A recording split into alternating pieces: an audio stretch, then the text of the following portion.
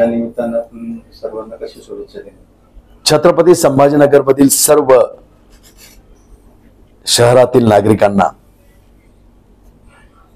नवीन वर्षाच्या गुढी उभारणीच्या पर्वणीच्या मी भारतीय जनता पार्टीचा प्रदेश महामंत्री संजय केनेकर या नात्याने खूप खूप शुभेच्छा देतो। खरं तर ही नवीन पर्वाची गुढी या देशातल्या सर्व समाजातील गरिबाला न्याय देणारी असणार आहे। सर्व उपेक्षित वंचित पीडितांना तारणारी आणि भरोशाने उभी करणारी ही गुढी राहणार आहे।